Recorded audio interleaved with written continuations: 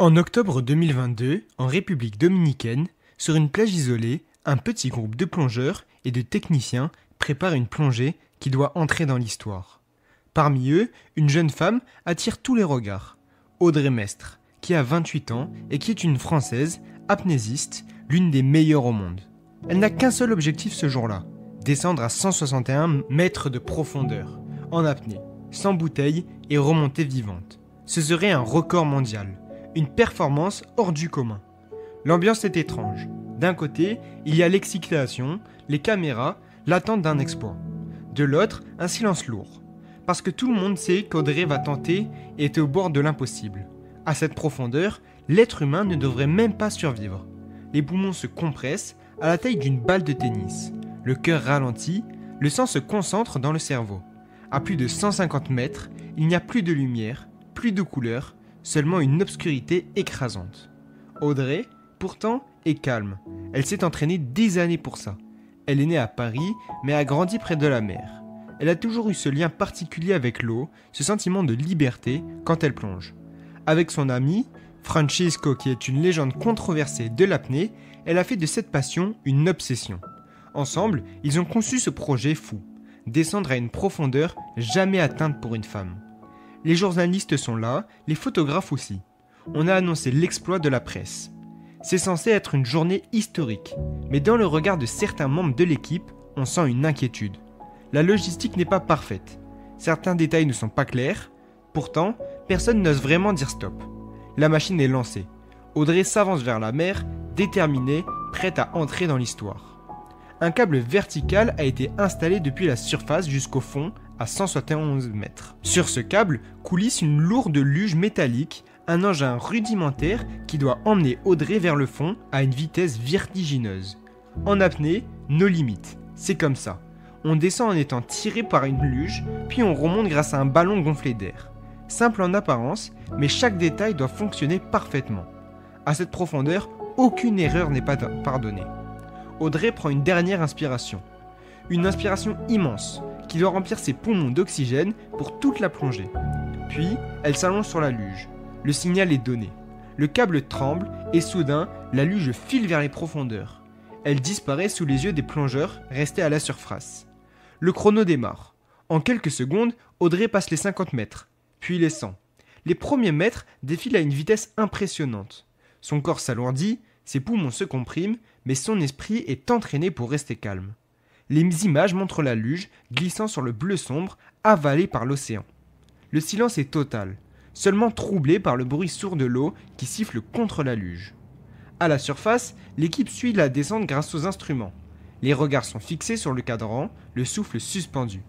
Ils savent que dans moins de 2 minutes, Audrey sera à la profondeur la plus extrême jamais atteinte par une femme. Là où les personnes ne sont pas censées vivre.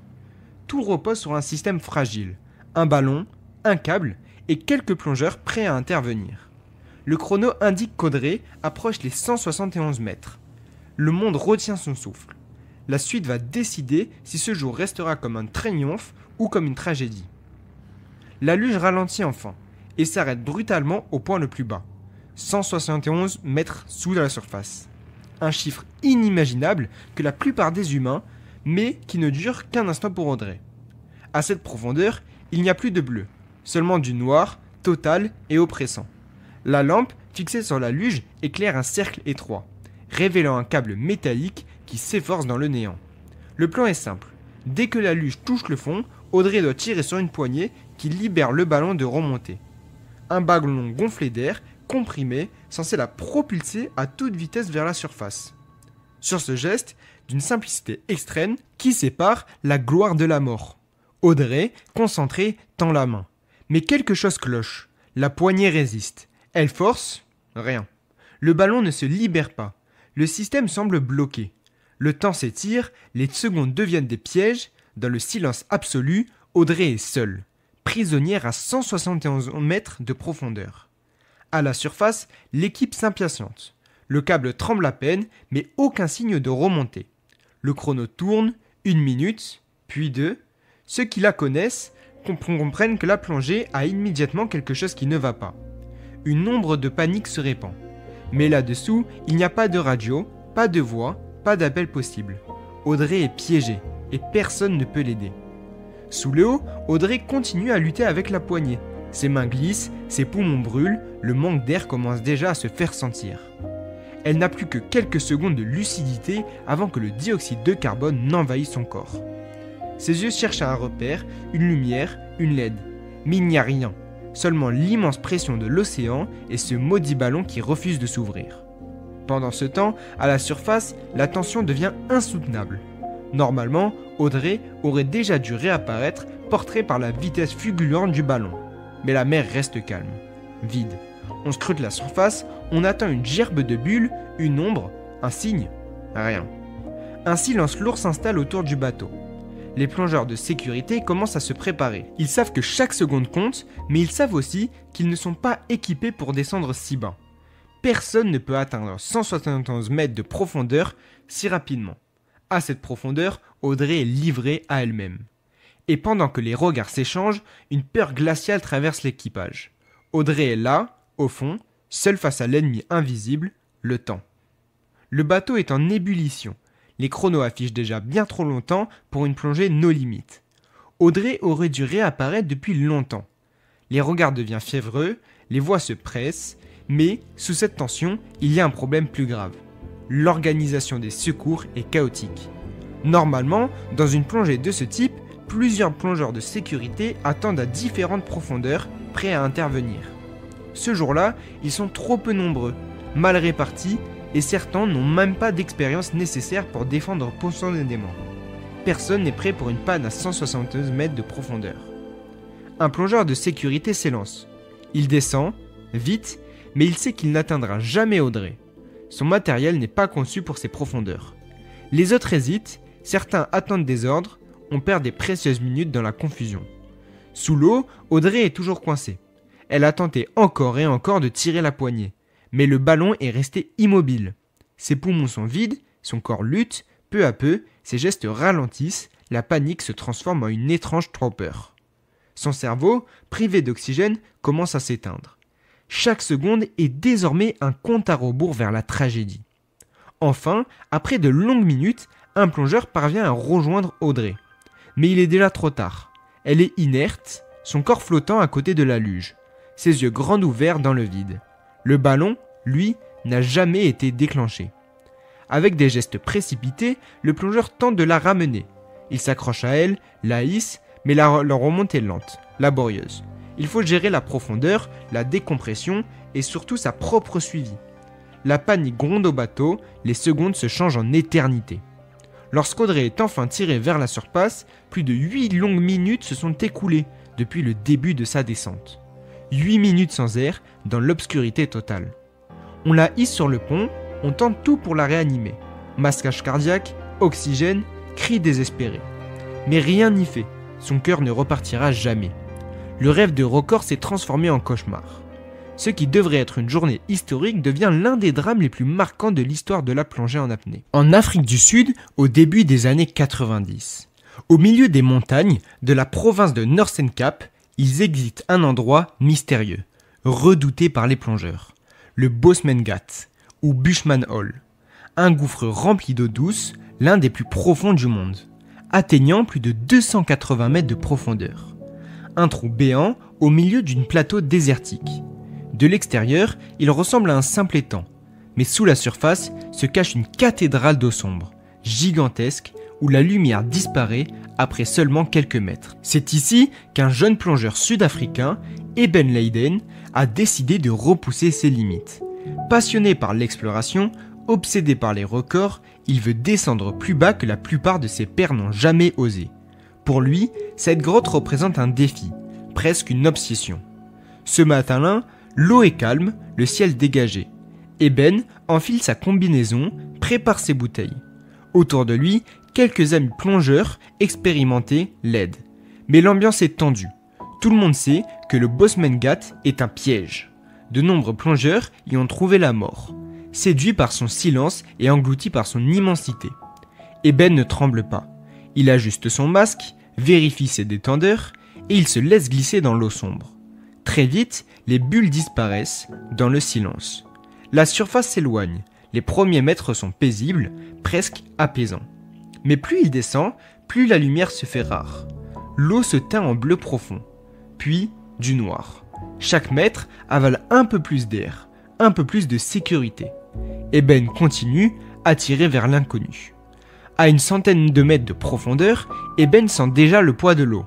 Ses bouteilles sont lourdes, ses muscles sont tendus. Mais il garde son cap.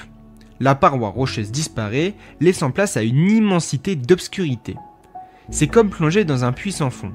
Le vaisseau de sa lampe balade le vide, révélant de minuscules particules flottantes comme une poussière d'étoiles dans la nuit. Le silence est total.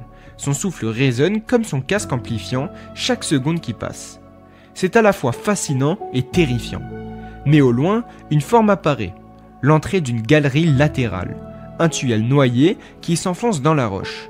Et Ben s'en approche, attiré par la promesse de l'exploration. Mais il sait qu'il prend un risque immense. Ces galeries sont de véritables labyrinthes. Beaucoup de plongeurs s'y sont perdus, incapables de retrouver le câble de sécurité. Pourtant, l'appel est irrésistible. Il pénètre dans la cavité, l'espace se rétrécit, la roche se resserre autour de lui. Sa lampe éclaire un passage étroit, suffisant juste pour que son cœur et son bouteille passent. L'air se fait de plus en plus lourd, la pression plus écrasante. Et au fond de ce boyau, Ben comprend qu'il est peut-être trop engagé. Derrière lui, l'entrée a disparu dans l'ombre. Devant le passage, continue, mais la sortie n'est plus aussi évidente. À mesure qu'Eben progresse dans le tunnel, un malaise s'installe. La galerie est de plus en plus étroite qu'il ne l'imaginait. Sa lampe éclaire des parois rugueuses couvertes de sédiments. À chaque mouvement, de fines particules se soulèvent et troublent l'eau. Rapidement, la visibilité chute.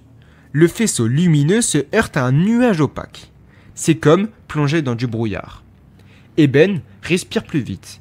Son souffle, d'abord régulier, devient précipité. Le temps s'accélère, il se retourne, tente de retrouver l'entrée. Mais, derrière lui, ce n'est plus qu'un mur de particules impénétrable. Plus aucun repère. Le fil d'Ariane, ce câble de sécurité qui aurait dû le guider, n'est plus dans son champ de vision. Il tend la main, cherche un contact avec la roche, un signe de direction. Mais chaque geste ne fait qu'agiter encore plus de sentiments. Le noir se transforme en voile blanc épais. C'est l'un des cauchemars des profondeurs de grottes, être aveuglé par sa propre présence. Ben s'arrête quelques secondes. Il sait qu'il doit se calmer. Mais son cœur bat à toute vitesse. Son manomètre indique que l'air s'épuise de plus en plus vite qu'il ne devrait. À 120 mètres de profondeur sous terre, dans un boyau étroit, chaque seconde de panique réduit ses chances de survie. Il décide de reculer, de retrouver le chemin inverse, mais chaque tentative semble l'enfoncer davantage. Ses palmes effleurent la paroi, soulèvent encore plus de sédiments. Il ne distingue plus le haut du bas. L'eau trouble a tout avalé. C'est un désordre total. Le souffle d'Eben résonne dans son casque comme un tambour affolé. Inspirez, expirez, inspirez. Mais l'air se raréfie. Le manomètre plonge vers une zone rouge. Il le regarde, incrédule. Le temps file trop vite. Son cerveau, privé d'oxygène, commence à se brouiller. Des idées incohérentes se mélangent. Sortir, rester, tout lâcher. Il heurte brutalement une roche avec son épaule. Un choc qui le ramène vite à la réalité. Ses doigts glissent sur la paroi, cherchent désespérément le câble de sécurité. Rien. Le silence est insoutenable. Puis, soudain, un bruit. Un déclic métallique. C'est son propre dentadeur qui grince, signe que la pression d'air est trop faible. L'angoisse se transforme en terreur pure. Ben comprend que la grotte, immense et mystérieuse, est devenue une prison. Une prison dont il est peut-être la clé. Ben continue de tourner dans le boyau, mais chaque mouvement lui coûte cher. Ses bras sont lourds, ses jambes répondent mal, l'air de sa bouteille s'amenuise à vue d'œil. Chaque inspiration est plus difficile que la précédente. Il se force à garder son calme, mais son cœur ne l'écoute pas. Ses muscles tremblent, sa poitrine se serre. Son faisceau lumineux faiblit, il ne distingue plus que des éclats sur la paroi. Le temple semble se distordre, quelques secondes paraissent durer des minutes. L'eau autour de lui devient son ennemi. Elle l'enveloppe, l'écrase, l'étouffe. À plusieurs reprises, il tente de se stabiliser, de réfléchir. mais son esprit est embrumé. Il pense à regarder à la surface, à l'air libre, au soleil. Mais cette image s'éloigne comme un mirage. Ici, dans le noir absolu, il ne reste que la roche et le silence. Son corps réclame une remontée immédiate, mais il sait qu'il n'a aucune idée de la direction à prendre. Remonter au hasard serait pire encore. L'énergie qui lui reste s'épuise à chercher une issue qui n'existe peut-être pas. Soudain, un vertige violent le frappe. Son corps se met à flotter de travers comme s'il n'avait plus de haut ni de bas. Sa lampe cogne contre une paroi et s'éteint brusquement. Le noir total l'engloutit. Eben tend les bras dans toutes les directions. Il cherche un contact, un indice, une sortie. Mais ses gestes deviennent désordonnés, frénétiques. Son souffle est désormais incontrôlable. Chaque bouffée d'air est une lutte. Le sifflement de son détendeur se fait régulier. Sinistre rappelle que l'oxygène est presque épuisé.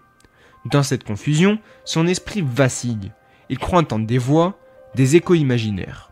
Ses yeux s'écarquillent, mais il ne voit rien. Les images de ses proches surgissent, comme des éclats de mémoire avant la fin. Son corps s'agite encore quelques secondes, frappant les parois, mais l'énergie s'effondre. Ses mouvements ralentissent, son souffle devient un râle étouffé. Dans l'obscurité absolue du Bossman Ghat, Eben est en train de perdre le combat. Si vous avez aimé l'histoire, n'hésitez pas à vous abonner. Je publie 2 vidéos par jour sur la plongée. Donc si vous aimez les vidéos d'histoire de plongée, n'hésitez pas à regarder mes autres vidéos. Merci.